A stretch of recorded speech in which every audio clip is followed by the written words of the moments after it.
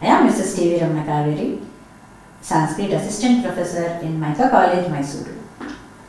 Now we are going to continue with the 12th unit of BA and BCom first year, first semester. The name of the unit 12 is Bala Sahityam.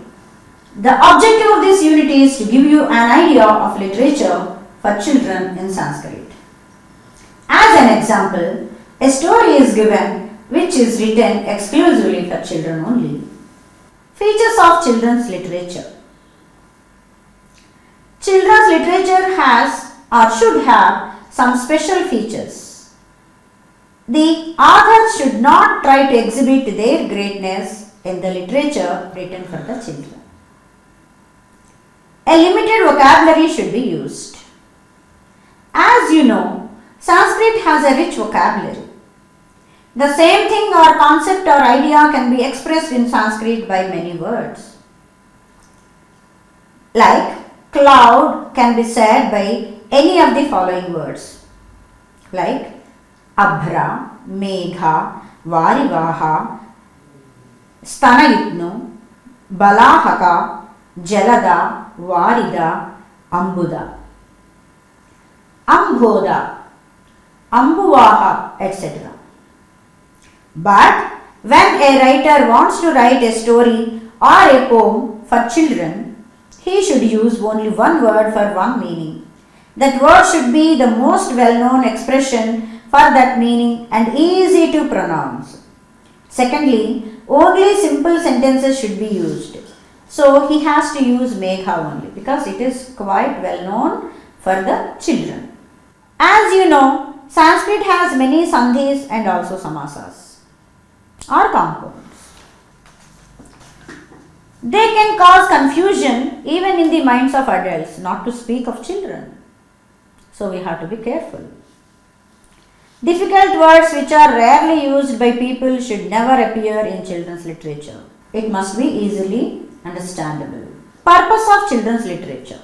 What is the need to write separate literature for children? What goals are achieved by such literature? The answers to such questions are obvious. Children have a little world of their own. Their mind is in a formative stage. Good morals should be taught to them. Values of life like truth, honesty and compassion should be inculcated in their mind. A story written for children so that they learn to memorize. Animals such as cow, horse, fox, cat, rat, monkey, elephant, lion, etc. may be shown to speak and think like human beings. Truth always triumphs, good work brings rewards, and dishonesty is invariably punished in the stories written for children. So we are propagating moral values in the minds of the children. Children's literature in other languages. There is abundant children's literature in the developed languages. Refer modern Indian languages like Hindi, Marathi, Kannada, Tamil and so on also are producing enough literature for children. In Kannada, G.P. Rajaratnam has written wonderful poems that appeal to the minds of children. Children's literature in Sanskrit. Children's literature is a new concept to the world of Sanskrit literature.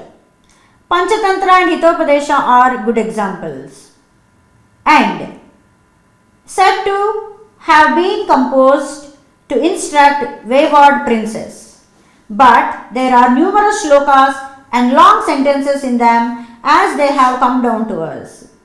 After magazines were started to popularize the divine language, there are a few pages in them devoted to children's literature only. More rhymes in simple Sanskrit is a very good effort. Special books of simple stories and rhymes printed in big types should be supplied to children to encourage the habit of reading and singing. Now about the author. The author of this story given in this unit is H.V. Nagaraj Rao sir, who has written many Sanskrit works. He has written 7 dramas and a novel to his credit, besides many poems. As a research assistant at the Oriental Research Institute of Mysore, he has edited many Sanskrit works and published them. He has translated 2 Kannada works into Sanskrit. He has also written rhymes and songs for children in Sanskrit. He is a recipient of the Central Sahitya Academy Award for Sanskrit translation and also of the Certificate of Honour from the President of India. Now, we are going to the summary in English for the lesson Trayaha Putraha. Let us continue with the translation in English for the lesson Trayaha Putraha now. There was a village in the southern country. In that village, a farmer was living and his name was Narayana. Mangala was his wife. They had 3 children named as Rama, Bhima and Soma. The sons were virtuous and obedient to their mother and father. And also Narayana nourished a goat with love like his own children. He always fed that goat with tender grass, fruits and leaves. The goat, nourished like this, was roaming everywhere according to its wish. Once Narayana called his eldest son Rama and told, "Today you take this goat out and allow it to graze. Let it eat as much as it likes. If it becomes thirsty, give it to water to drink. Bring it back in the evening." "I will do so," said Rama and took the goat to the meadow. The grass was so green and abundant there. "Eat as much as you like," said Rama and slept under the shade of a tree. The goat grazed the grass. Afterwards, Rama took the goat to a river. There, the goat drank clean and sweet water. Rama asked the goat, "Did you eat well?" Then the goat said, "My stomach is full. I am satisfied. I don't want to eat anything else now. I wish to go home soon." Then Rama led the goat to their house. Narayana, Rama's father, asked the goat with love, "Did you eat well today? Are you satisfied?" But the dishonest goat shed tears and told him, "Your son tied me in a place where there was neither grass nor water. I did not eat anything. I did not drink water also." Hearing this, Narayana became very angry and hit his son Rama with a stick and threw him away from the house. Rama was frustrated by the insult and went to a forest. On the second day, Father Narayana told his second son the same like how he told Rama the earlier day. "Today you take the goat for grazing. Let it graze as much as it likes. If it gets thirsty, provide water to drink. Bring it back in the evening." "I will do so," said Bhima and took the goat to a banyan tree. There were abundant soft green leaves on the tree. Bhima climbed up the tree and cut the branches of the banyan tree and gave to the goat. Bhima climbed up the tree and cut the branches of the banyan tree and gave to goat and told, "Eat as much as you like." The goat ate the soft and juicy leaves happily. Later, Bhima drew the water from the well and placed it in front of the goat. The goat drank a lot of water. Bhima asked the goat, "Did you eat well? Are you satisfied?" And then the goat replied like this, "My stomach is full. I am satisfied. I don't want to eat anything else. I wish to go home very soon." Then Bhima took the goat to their house. There, Father Narayana asked the goat with love, "Did you eat well? Are you satisfied?" Again the dishonest goat replied, shedding tears, same like the other day, that he is not happy. Hearing these words, Narayana was angry and threw him away from the home and beat him also with a stick. Bhima became frustrated from that insult and went to another country. Next day, Father Narayana called his youngest son Soma and told the same thing, to take care of the goat, like earlier. Soma also agreed to do that politely, and he led the goat to a field where there were many plants. Tender leaves were easily available there. The goat ate the tender leaves as much as he liked. Then Soma took the goat to a pond.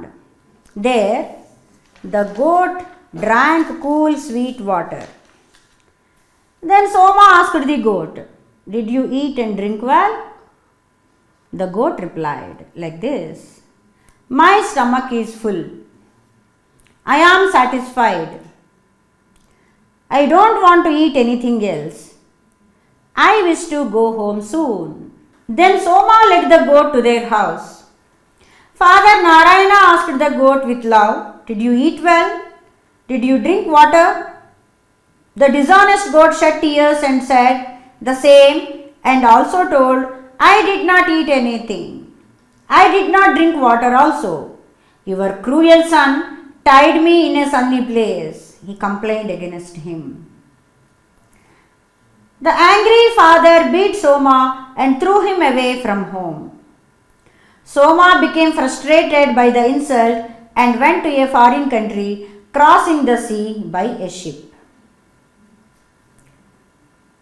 Rama, the eldest son, who went to the forest, saw an old saint doing penance. Rama became a disciple of the saint and served him. The saint was pleased by Rama's service and said, "I had the sight of God. I will go to the world of gods. I will give you a magical vessel. If you place it in front of you and tell the name of any eatable, the eatable appears immediately. This is the reward for your service." Afterwards, the vessel given by the saint was tested by Rama. He said curd rice, and curd rice appeared in the vessel. So he ate whatever he liked, asking that vessel, and proceeded towards his village. On the way, it became night. It was so dark. So Rama, while going to his village, went to stay in an inn to spend the night. The owner of the inn gave a room to Rama and said the price of a meal is 1 silver coin. Rama told, "I don't want a meal," and he went to his room. The owner was surprised and wanted to know what Rama would eat. He was peeping through a hole of the door of Rama's room. Rama placed the magical vessel in front of himself and told, "Sweetmeats." Sweetmeats appeared in the vessel. Rama placed the magical vessel in front of himself and told, "Sweetmeats." Sweetmeats appeared in the vessel. Rama ate them. Then Rama said, "Porridge." Porridge appeared. Rama ate all that, drank water, washed his mouth, and slept. Deep sleep embraced him. The owner of the inn opened the door, entered, and stole the magical vessel. Placing a similar ordinary vessel in its place, the owner left. Rama got up in the morning, and being ignorant of what happened at night, he took the ordinary vessel and reached his village. He said proudly, innocently, "I have brought a magical vessel. All of you come here. You eat what you like." Rama's father Narayana and other people came. Rama placed the vessel in front of him and said, "Sweetmeats," loudly. The vessel remained empty because it is ordinary vessel. Again Rama said loudly, "Curd rice." Nothing appeared in the vessel. The people laughed loudly and blamed Rama and left. The second son, Bhima, he had gone to another country. There he saw a temple of goddess Lakshmi. The temple was very dirty. With much hard work, he made it clean and very good. Then he worshipped goddess Lakshmi. Goddess Lakshmi was pleased and appeared before him, and she gave Bhima a magical purse. If one uttered "Rupyakam, Rupyakam," silver coins appeared in that magical purse.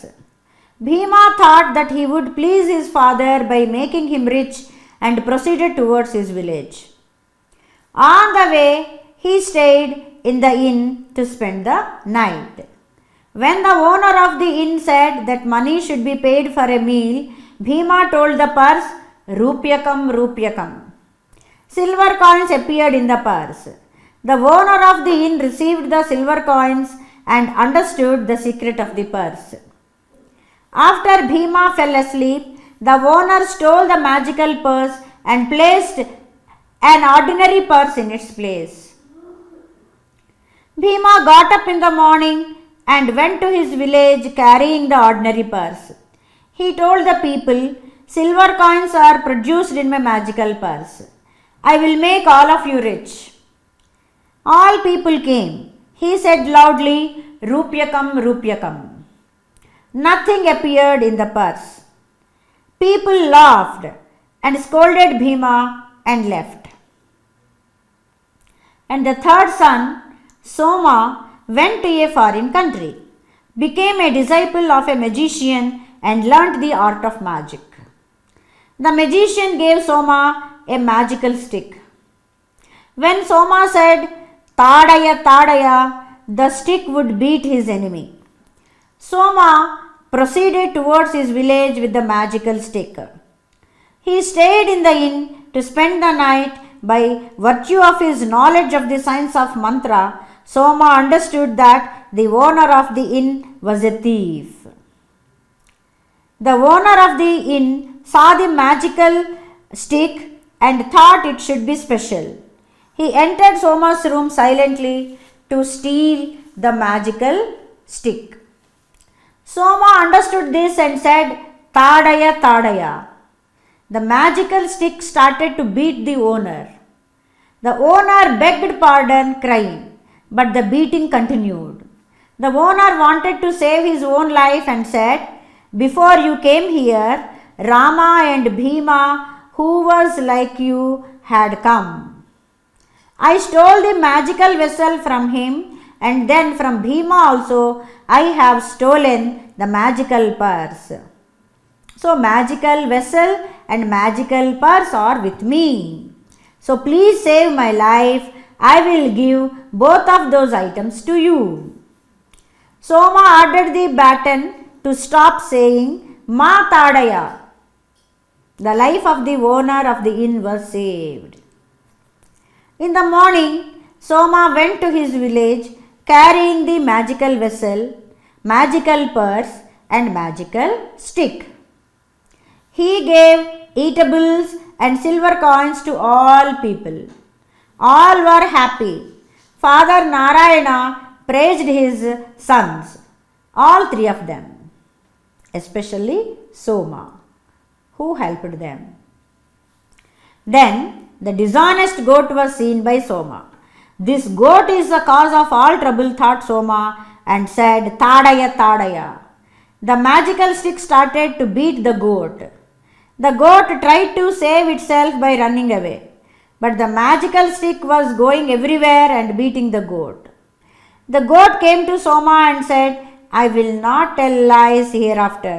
Please pardon me. Save me." Then Soma said, "Ma Tadaya," to the stick and freed the goat. So afterwards, Narayana lived with his all three sons, Rama, Bhima and Soma very happily. Here ends your story. And a few grammar points. Asit. Asit is lang lakaraha, past tense.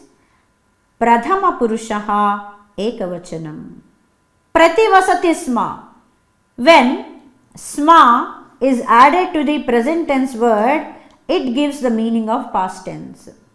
So prativasati is present tense word, and when you add sma, it will become past tense word. Is living will become was living. Apalayet. The dhatu pal and past tense and third person. Charaya.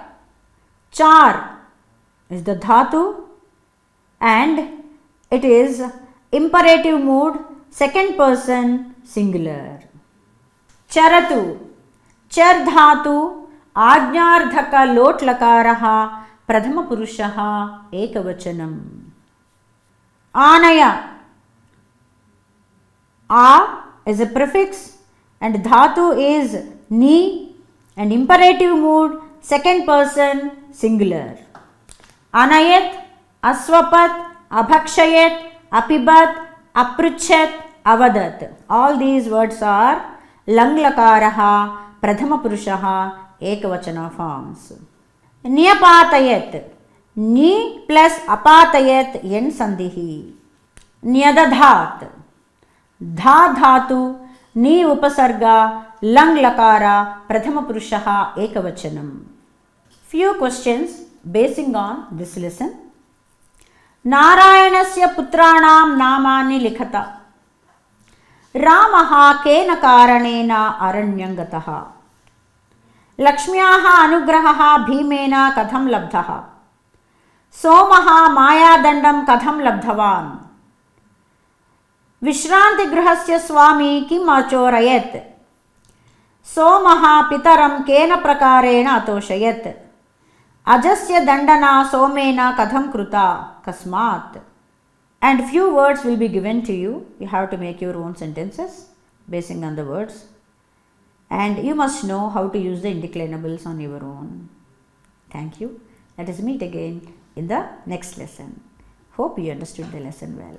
Thank you.